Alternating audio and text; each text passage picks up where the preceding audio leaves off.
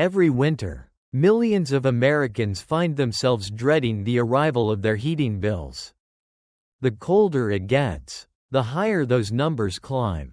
But what if I told you that right here, in modern-day America, there exists a community that thrives through freezing winters without electricity, without gas heating, and without any modern insulation?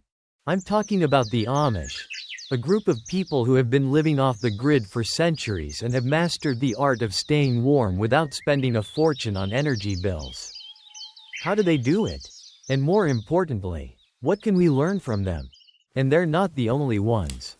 Around the world, different cultures have developed ingenious ways to stay warm while keeping energy costs low. From the igloos of the Inuit to the cozy traditions of Scandinavia, there are incredible techniques that we, too, can apply in our own homes. So let's dive into these age-old secrets and discover how to stay warm while saving money and protecting the environment.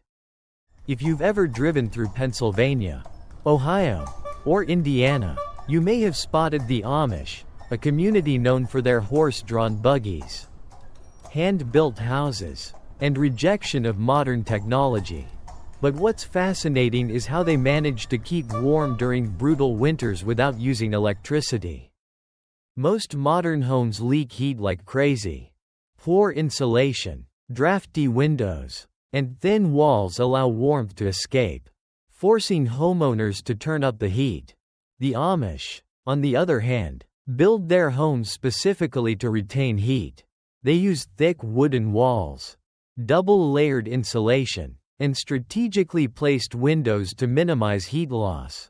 Their homes are designed with low ceilings to keep warm air from rising too far, and small windows that prevent drafts from sucking out precious warmth. But the biggest secret? The materials they use. Traditional Amish homes are made of solid wood, which naturally retains heat better than drywall or modern construction materials. Many Amish also use stone and brick fireplaces, which absorb heat during the day and release it slowly at night, keeping the house warm long after the fire has burned out. While most Americans rely on electric or gas-powered heating, the Amish burn wood, but not in the wasteful, inefficient way many of us do. They use specially designed wood-burning stoves, often built into the center of the home. These stoves aren't just for heating, they're multifunctional. They cook food, boil water, and warm up the entire household.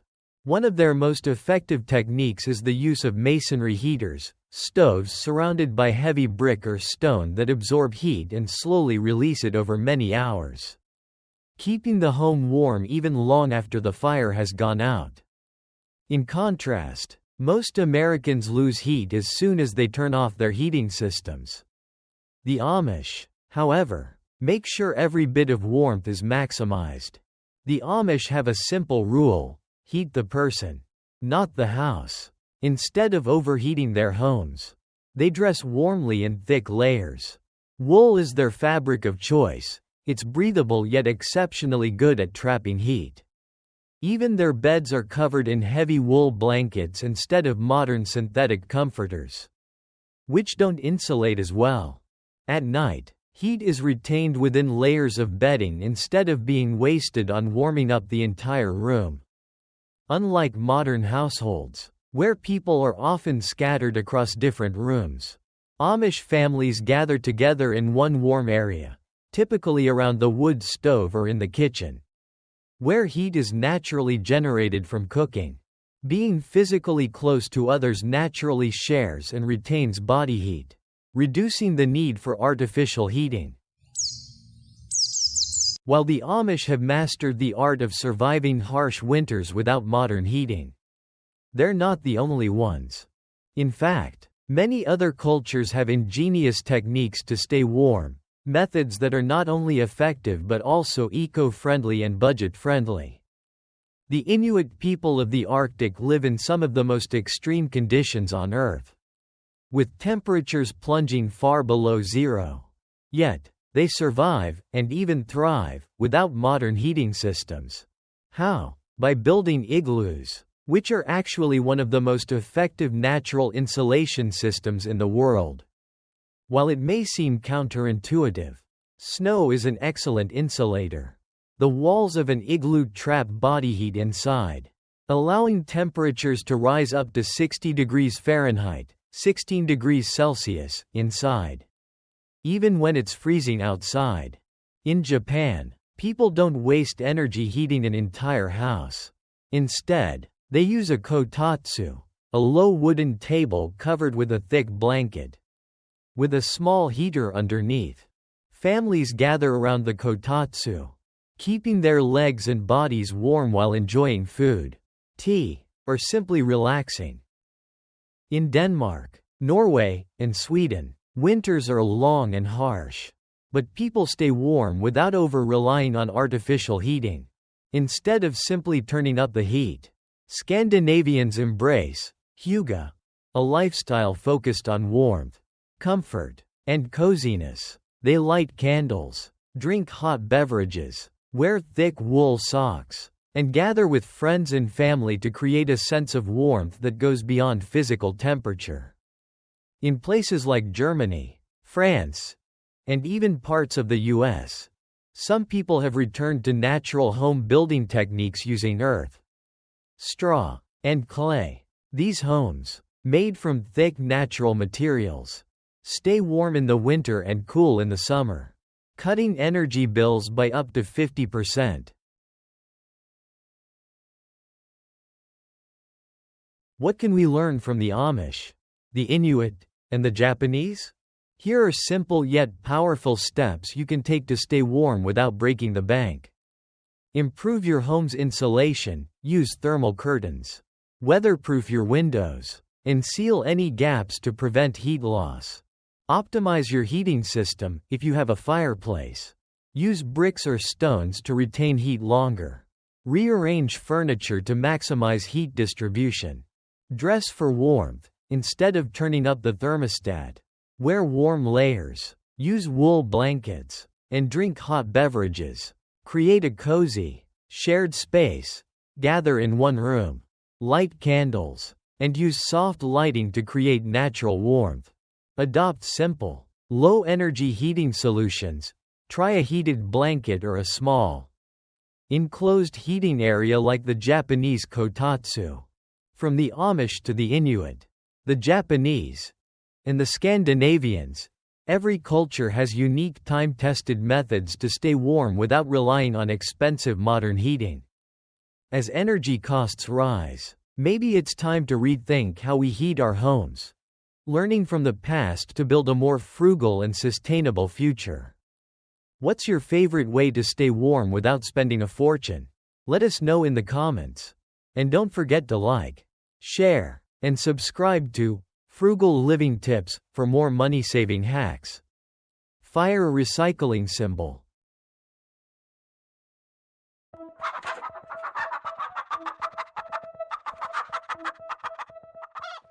In today's world, spending money is easier than ever.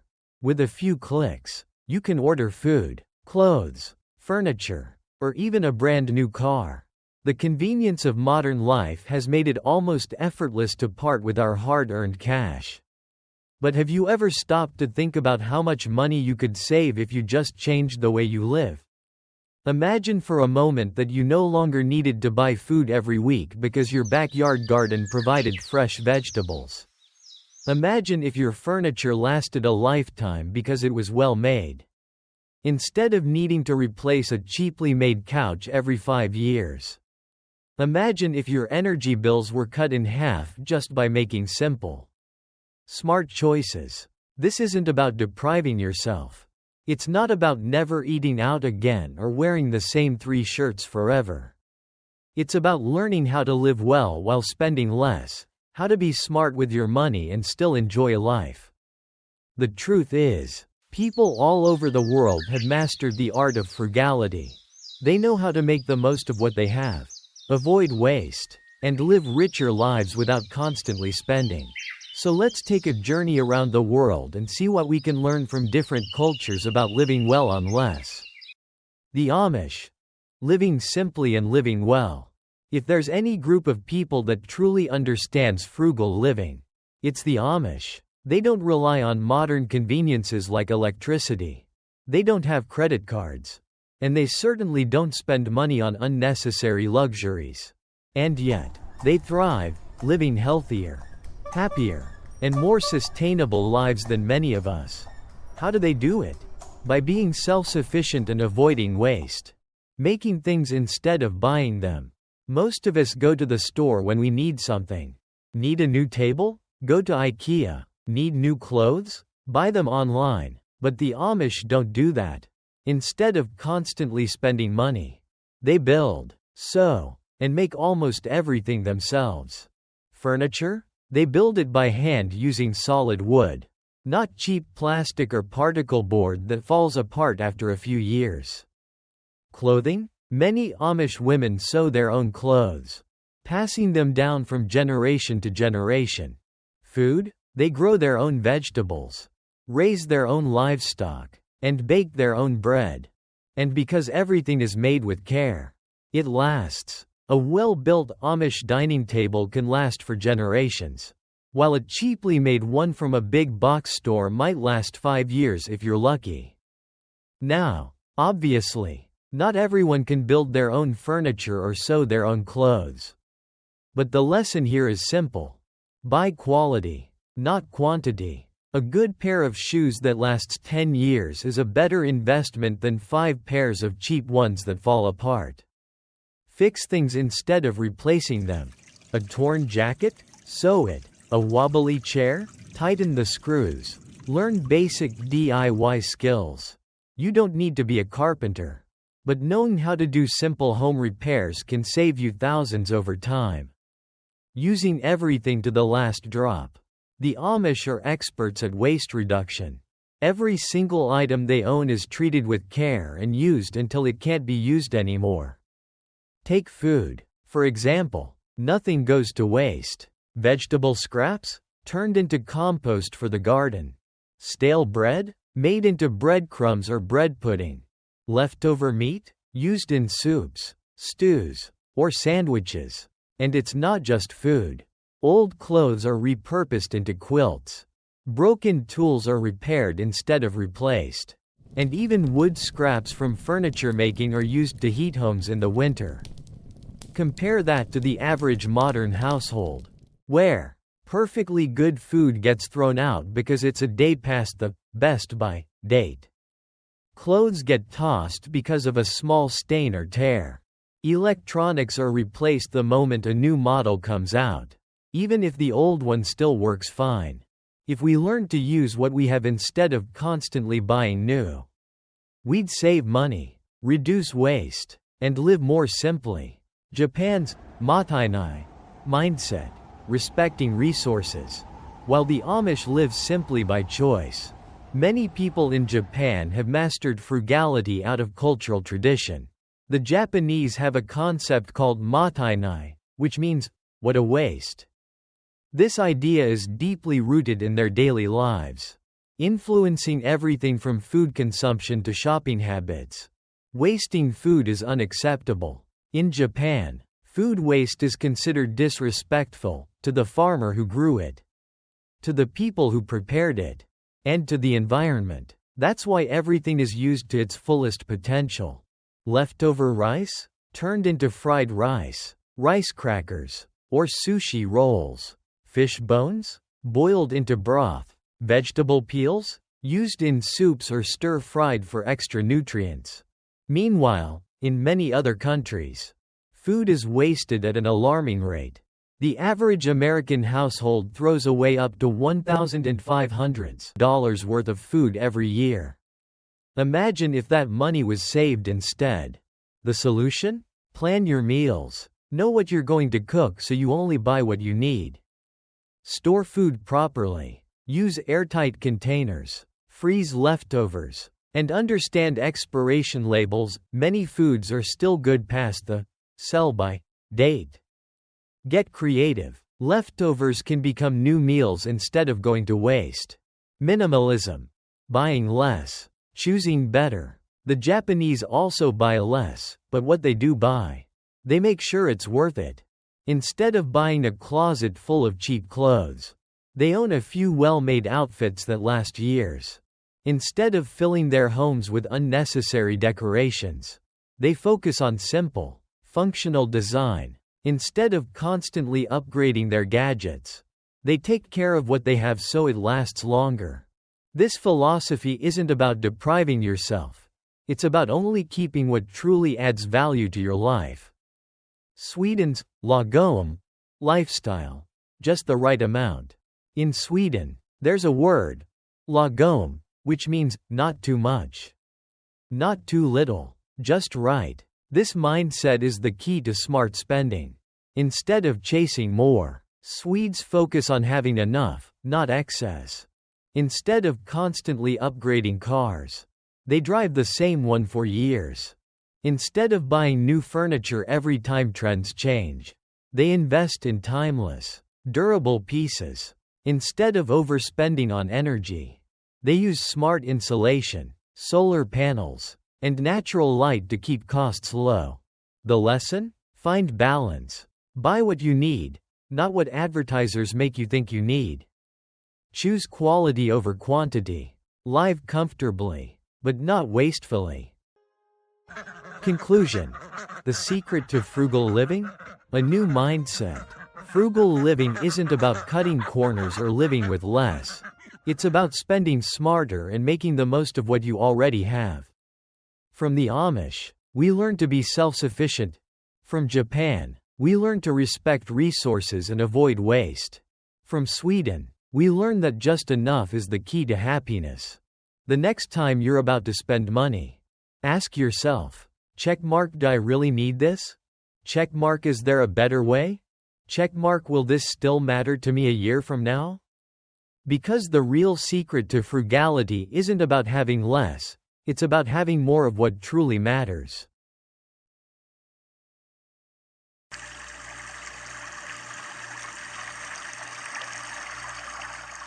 Have you ever stared out the window during a heavy rainstorm and thought to yourself, why am I paying for water when it's literally falling from the sky for free?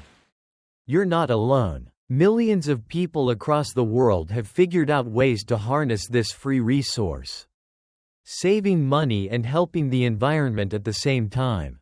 But if you've ever tried the old, leave a bucket outside and hope for the best method, you probably ended up with a sad little puddle of dirty water full of leaves, bugs, and, if you're really lucky, a floating frog.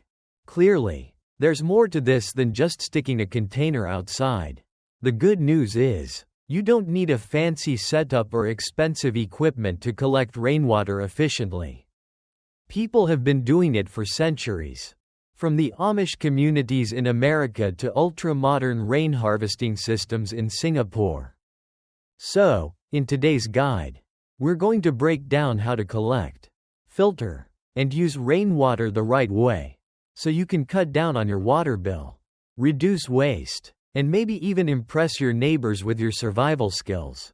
And don't worry, if you're thinking, I live in a tiny apartment, this won't work for me. Stick around, because I've got a few tricks for you too. The Amish water wisdom, harvesting rain. Old school style. Let's start with the Amish. Because these folks are the masters of rainwater collection. They don't use electricity, don't rely on city plumbing, and yet, they manage to collect and store thousands of gallons of rainwater every year, without modern technology. A typical Amish family of 6 collects around 1,200 gallons of rainwater annually, which is roughly 24,000 bottles of water. That's enough to supply their household needs without ever turning on a tap. So how do they do it? First, they designed their homes for rain collection from the start. Their roofs are sloped to naturally channel rainwater down into gutters, which direct the water into large storage barrels. These barrels are usually made of food-grade plastic or metal, ensuring the water stays clean. Some families even use underground cisterns, which keep the water cool and fresh year-round. To keep the water from getting contaminated, They cover their barrels with fine mesh screens. This simple trick keeps out leaves, bugs, and other unwanted guests. And while they don't use high-tech filtration, they do rely on natural filtering methods like charcoal and sand, which help remove impurities before the water is used for drinking or cooking. Now, you might be thinking, that's great for the Amish. But what if I don't live on a farm? Don't worry, we're about to explore some high-tech and low-tech solutions that work just about anywhere. Genius rain harvesting tricks from around the world. While the Amish have perfected the low-tech approach, other places have taken rainwater collection to the next level. Let's take a quick trip around the world to see how different cultures capture and use rain effectively. India's ancient stepwells. If you think rain collection is a modern idea, think again.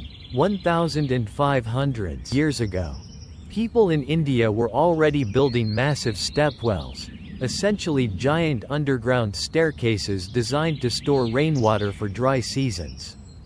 These wells could hold thousands of gallons, ensuring communities had access to water even in the harshest droughts. Some of them are still in use today. Singapore's rooftop reservoirs.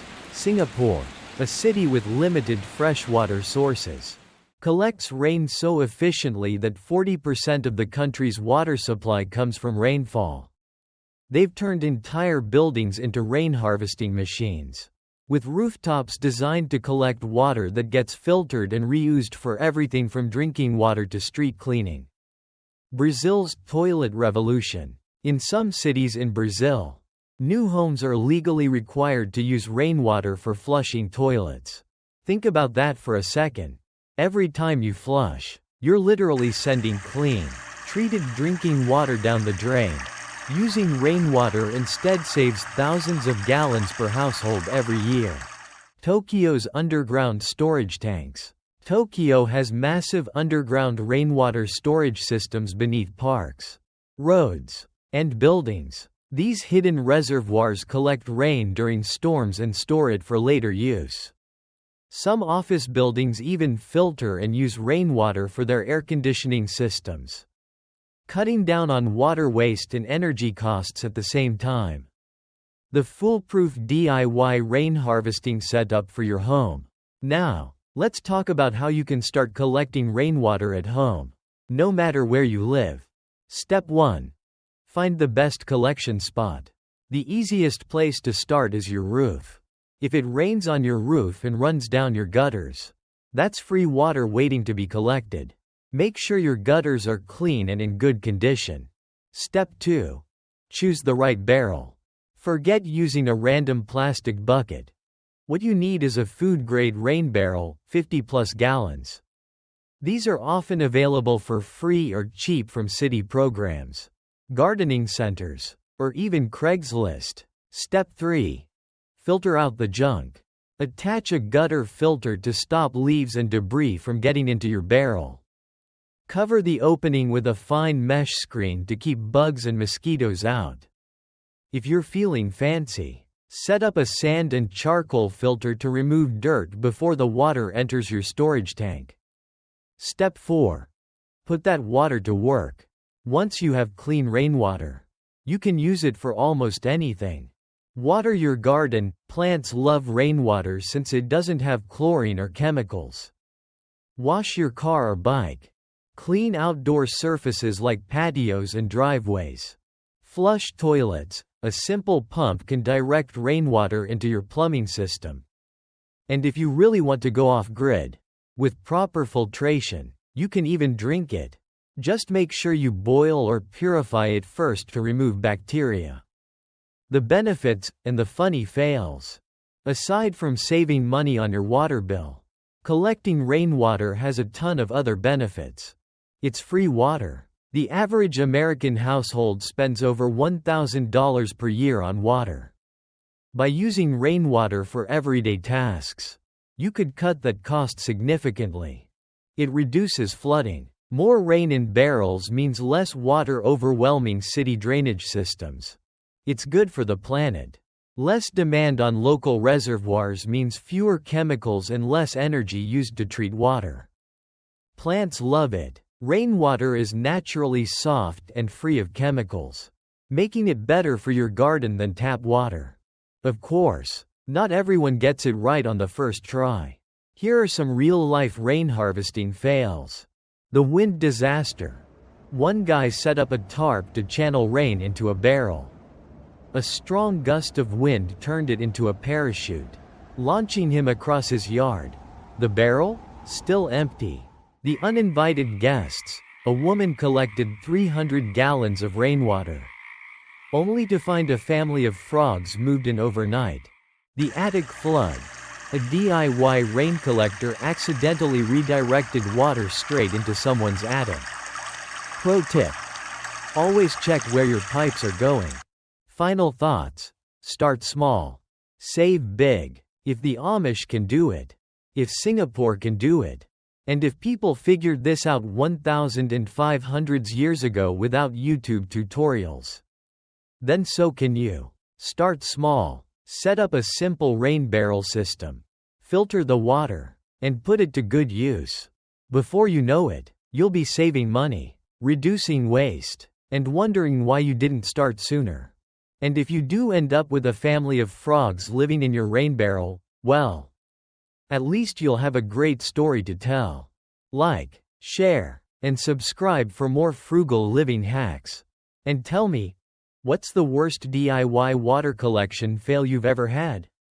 Drop it in the comments. Down arrow.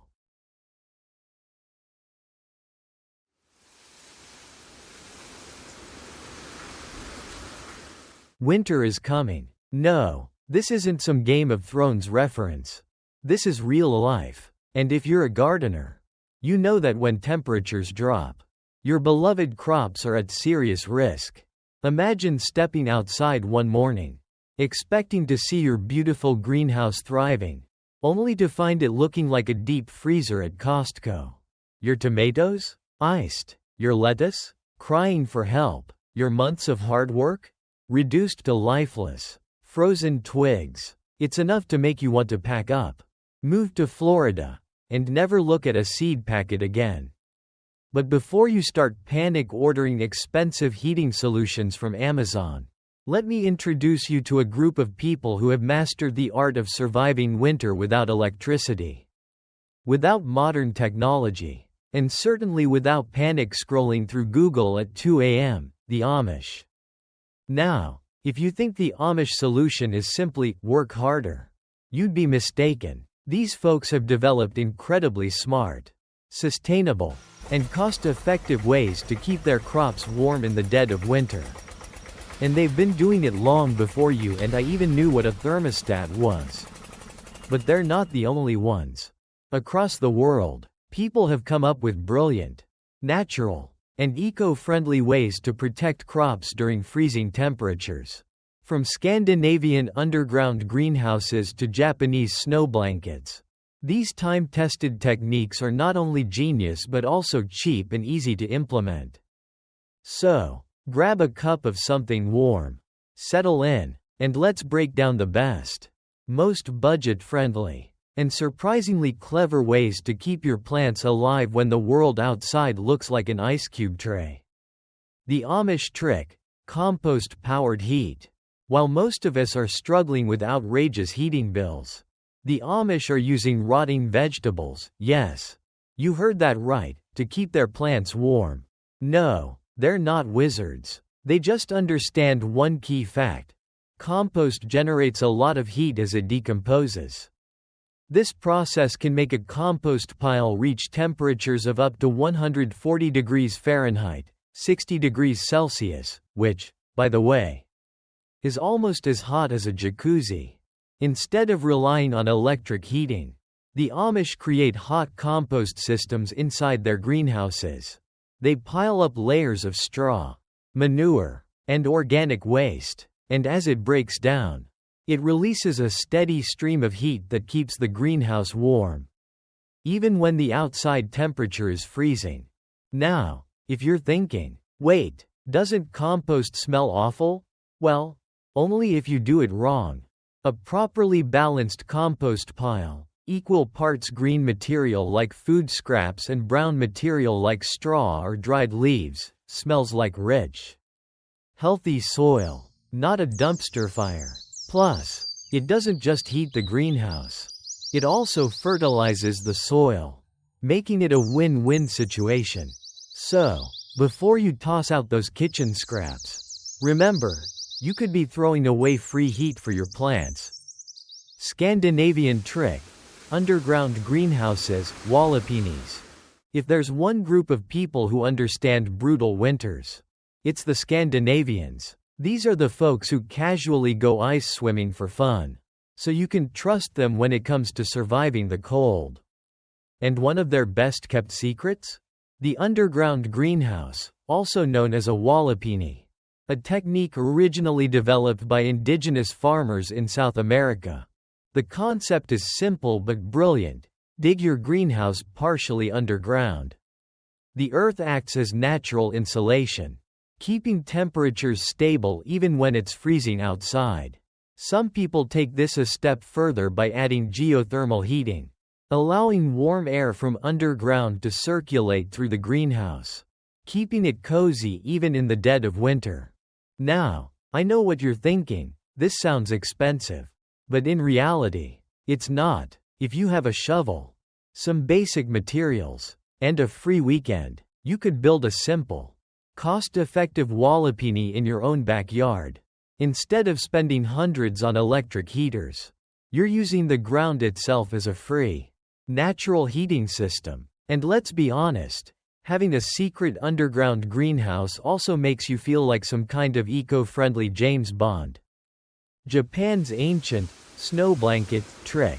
Japan, home to sushi, sumo wrestling, and some of the most creative farming techniques on the planet. In snowy regions like Hokkaido, farmers have discovered something surprising. Snow can actually protect crops instead of killing them. Now, I know what you're thinking, wait, doesn't snow freeze everything? Not necessarily. When used correctly, snow actually acts as insulation, trapping warmth in the soil and preventing extreme temperature swings. To make this even more effective, Japanese farmers cover their crops in layers of straw, wood ash, or even fabric, then let the snow build up on top. This blocks harsh winds and creates a stable microclimate underneath, allowing plants to survive even when the world above is buried in snow. And before you say, that'll never work where I live, just remember, Hokkaido gets some of the heaviest snowfalls in the world. And farmers there still manage to grow fresh vegetables year-round. So maybe, just maybe, Mother Nature isn't your enemy after all. The bubble wrap hack, simple, cheap, ingenious. Alright, let's say you don't have an underground greenhouse. You don't have a compost heater. And you don't live in Japan. What's a quick and cheap solution? Bubble wrap. Yes, the same stuff you love popping while procrastinating. Covering your greenhouse or individual plants with bubble wrap creates a super effective insulation layer. It traps heat while still letting light in. And best of all, it's dirt cheap. Just raid your Amazon delivery boxes. And you're halfway there. If you think this sounds silly, consider this. Bubble wrap has been used to insulate everything from windows to entire houses. If it can keep humans warm, it can definitely work for your tomatoes. Use chickens, yes, chickens. Now, if you're really committed to natural heating methods, let me introduce you to the chicken-powered greenhouse. Yeah, you heard that right, chickens are basically tiny, feathery space heaters. A single chicken generates about 10 watts of body heat. And when you put a bunch of them inside a greenhouse, the temperature rises significantly. Not only that, but chickens release CO2, which plants love, and they naturally fertilize the soil while they scratch around. Now, does this mean you should start building a chicken hotel in your greenhouse? Not necessarily, but if you already have chickens, consider giving them a winter home inside your greenhouse. And let them do what they do best: stay warm and make fertilizer. Final thoughts. Saving your crops and your wallet this winter. So, let's recap the best ways to keep your garden alive in winter. Hot compost, free heat from organic waste. Underground greenhouses, the Earth's insulation is free. Snow insulation, nature's own blanket. Bubble wrap, cheap and easy. Chickens, nature's free heating system. Winter doesn't have to be the death of your garden. Whether you go full Amish, embrace Scandinavian wisdom, or just wrap everything in bubble wrap, there's always a way to outsmart the cold. And if all else fails? Well, there's always the indoor herb garden. So next time your plants start shivering, remember, work with nature, not against it. And if that doesn't work, get more chickens.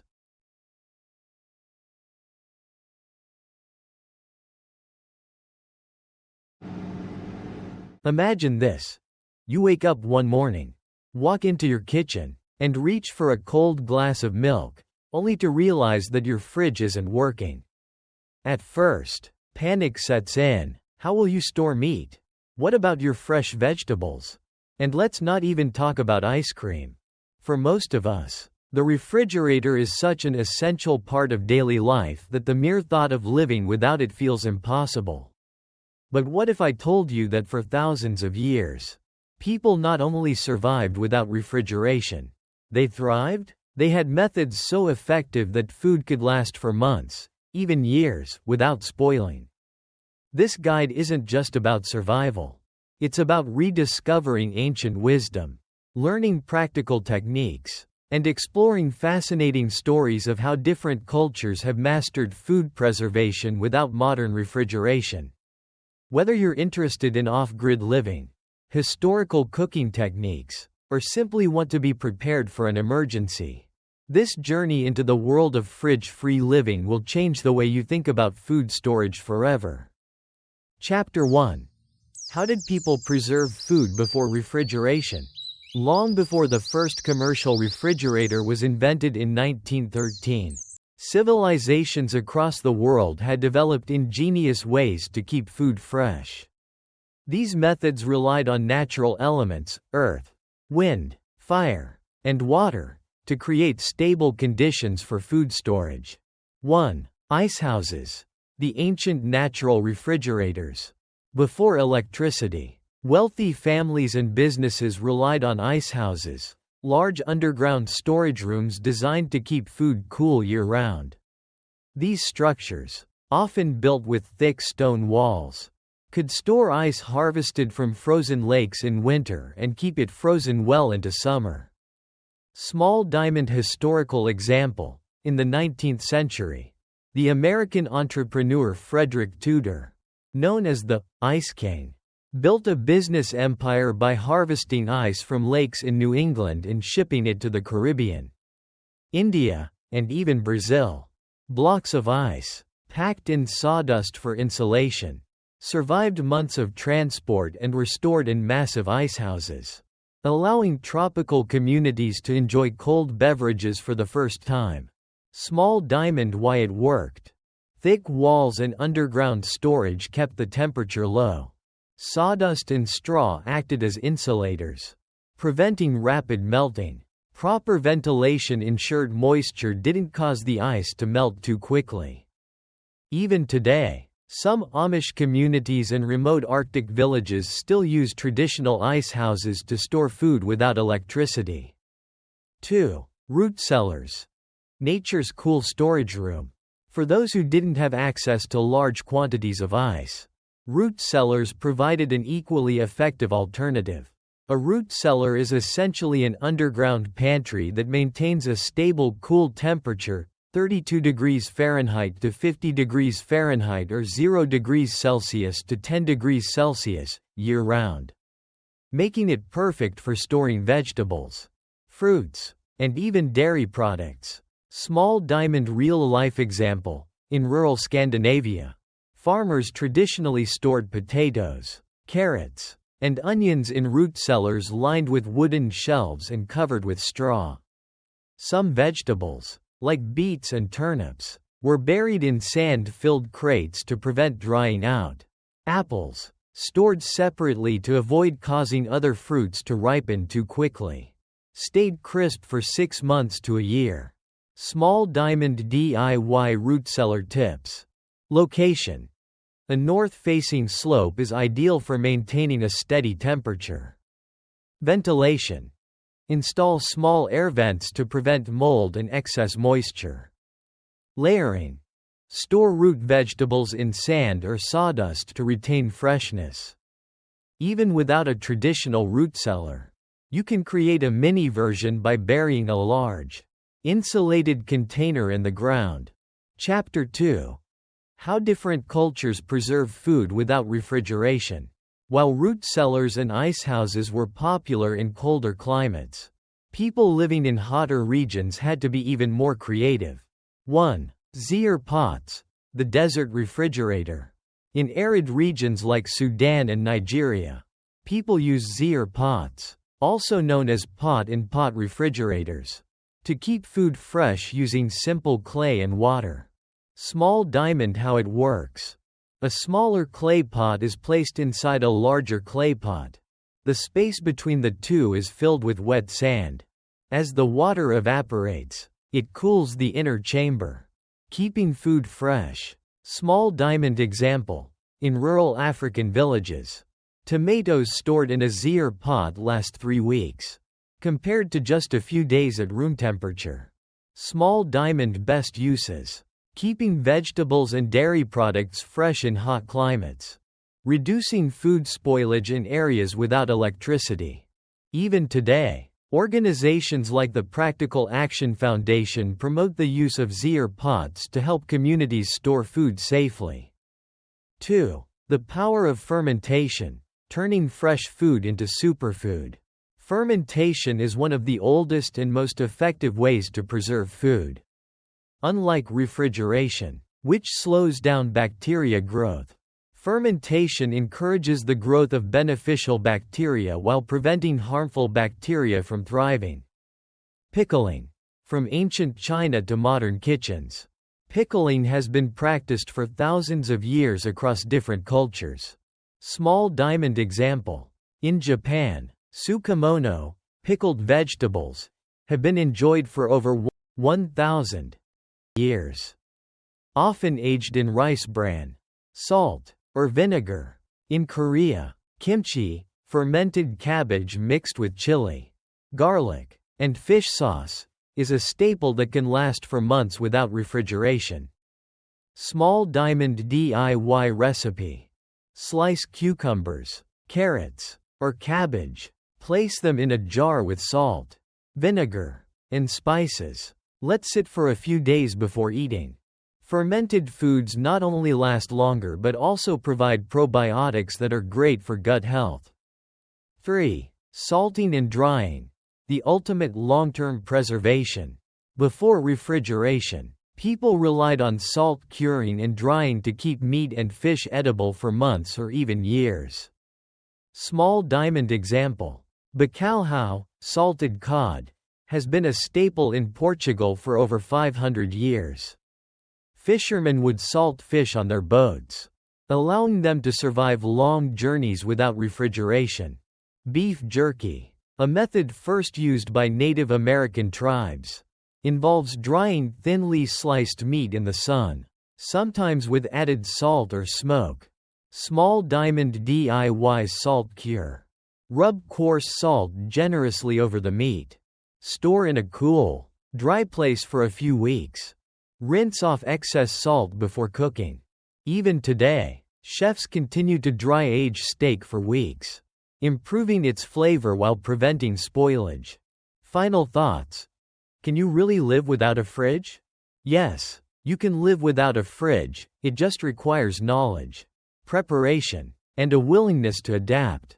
While modern refrigeration is convenient, traditional food preservation methods offer unique benefits. Checkmark: they save energy and reduce electricity bills. Checkmark: they preserve food naturally, without artificial preservatives. Checkmark. They connect us to cultural traditions that have existed for centuries. So, could you survive without a fridge? Absolutely. Would it take some adjustments? Sure, but if our ancestors could do it, if millions of people around the world still do it today, then you can do it too. And if all else fails? There's always takeout, pizza.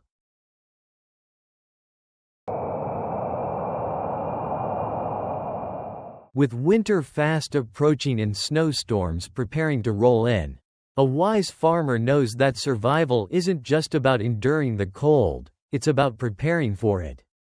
Before the first frost, before the first snowfall, he looks at the sky, sensing the shift in the air. A deep breath, mist forming in the cold morning light. His boots crunch on frozen ground as he walks toward the barn, knowing that the coming months will test both his skills and his patience. The first task? Heat. The best heating system doesn't rely on electricity. For centuries, wood-burning stoves have kept families warm through brutal winters. But firewood must be prepared ahead of time. Chopped, dried, and stacked neatly against the barn before the first snowfall, ensuring a steady supply of warmth when the temperature drops below freezing. Each log, carefully selected, each swing of the axe, a promise of warmth to come. But warmth doesn't come from fire alone. Long before modern insulation, farmers had their own ways to keep their homes cozy. Heavy blankets hang over doors. Beeswax seals every crack in the windows. And thick straw bales stacked along the outer walls trap precious heat inside. The Amish knew this secret well. Simplicity often triumphs over modern convenience. Deep beneath the earth, the root cellar holds nature's treasures. In a world without refrigerators, farmers relied on the steady coolness of the soil to keep their food fresh. Potatoes, onions, and carrots sit in the dim light, waiting to be used in hearty winter meals. The farmer lifts a wooden lid, the earthy smell of stored produce rising in the crisp air. Survival isn't just about warmth, it's about nourishment. Water, too, must be considered. When lakes and wells freeze solid, water becomes scarce, but nature provides. Snow, freshly fallen and untouched, is gathered into a pot, melted over the fire, and boiled for purity. It may seem simple, but in the depths of winter, every drop of water is precious. As he steps outside, wrapped in layers of wool and cotton, the farmer knows that expensive winter coats are no match for a well-layered outfit. The secret isn't in price tags but in knowledge. Generations before him have faced this same cold, and their wisdom still holds true. Wear the right materials. Wrap yourself well, and the cold will never win. Inside, a clay pot simmers over hot coals, steam curling into the air.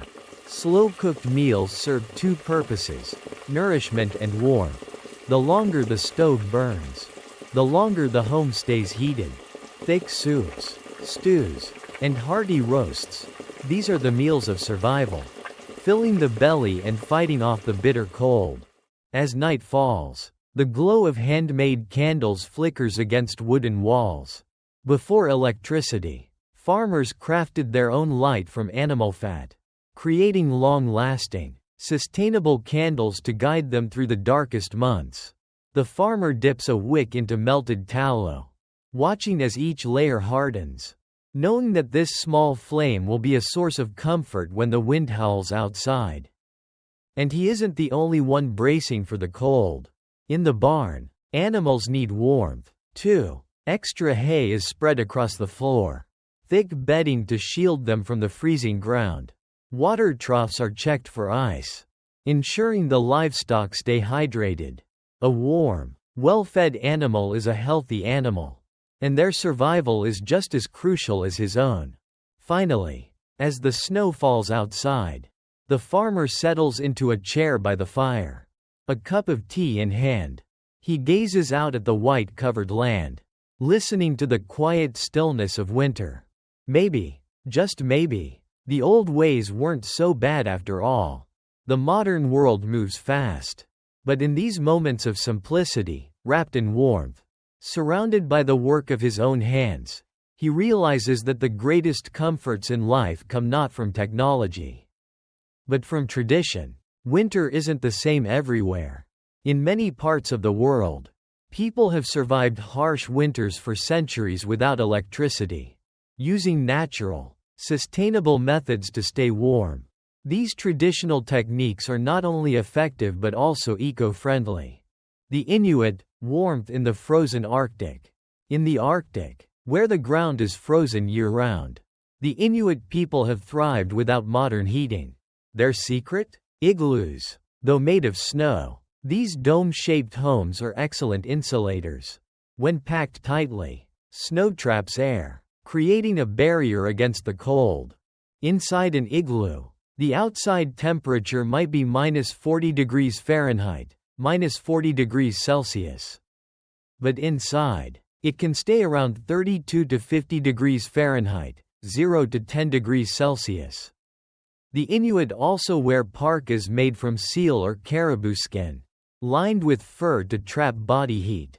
Instead of large fires, which would fill the igloo with smoke, they use oil lamps made from whale or seal fat, a natural, long-lasting heat source. Mongolian nomads, surviving the steppe's bitter cold. On the vast Mongolian steppe, winter temperatures drop to -22 degrees Fahrenheit, -30 degrees Celsius. Yet, the Mongolian nomads have survived for centuries using their gyr, yurt, a round, felt-covered tent designed for extreme weather. The secret lies in the multiple layers of sheep's wool felt, which insulate against the wind and trap heat. Instead of burning wood, which is scarce, they use dried animal dung as a clean burning fuel for their central stove. To stay warm, they dress in thick wool clothing, drink hot milk tea with animal fat, and limit how often they open the door to prevent heat loss. The Sami, staying warm in the Scandinavian north. In the Arctic regions of Norway, Sweden, Finland, and Russia, the Sami people have mastered winter survival. Their goati houses, made from wooden frames covered in sod and animal skins, are naturally insulated against freezing winds. To keep warm, they wear gakti, coats made of reindeer fur and wool, which trap body heat even in sub-zero temperatures. One unique trick? Sleeping alongside dogs and reindeer. These animals naturally produce body heat, helping to keep both themselves and their human companions warm through the night. The Sherpa, beating the cold in the Himalayas. High in the Himalayas, where temperatures drop to -40 degrees Fahrenheit, -40 degrees Celsius. The Sherpa people have developed efficient ways to stay warm. Their stone-built houses have small windows to prevent heat loss, and they burn yak dung as a sustainable heat source. Sherpas wear yak wool clothing, which is lightweight yet incredibly warm, and drink butter tea, a calorie-rich blend of tea, yak butter, and salt. This drink not only provides warmth but also energy, helping them endure extreme conditions. The Ainu, traditional winter survival in Japan. The Ainu people of Hokkaido, Japan, use tree bark clothing to keep warm. They strip and process soft mulberry tree bark into fabric that insulates well against the cold. Inside their homes, a central fire pit provides steady warmth, while thick straw mats on the floor prevent heat loss. By layering natural fibers and keeping fires burning low, they stay warm without needing modern heating. The Altai people, underground homes for extreme cold. In the Altai Mountains, where winter temperatures reach -40 degrees Fahrenheit, -40 degrees Celsius, people build partially underground homes. These earth-sheltered houses use thick soil as natural insulation, preventing heat loss and maintaining a stable indoor temperature. Inside, They use sheepskin and wool blankets for warmth and burn small fires in stone stoves, which absorb and slowly release heat throughout the night. Across different cultures, people have found ingenious ways to stay warm without electricity.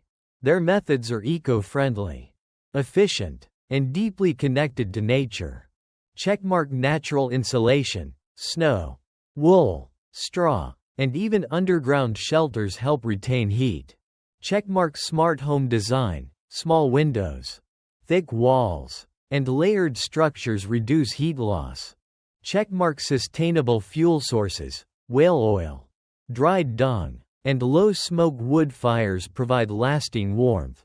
Checkmark layered clothing, wool, fur, and tightly woven fabrics trap body heat better than synthetic materials. Checkmark winter nutrition, high-fat, warm drinks like butter tea help the body generate heat. Perhaps, in today's fast-moving world, we can still learn something from these ancient ways that are not only practical but also kind to the environment. Let us know your thoughts in the comments. Your subscriptions, shares, and likes are the motivation that keeps us creating more episodes. Thank you for your watching.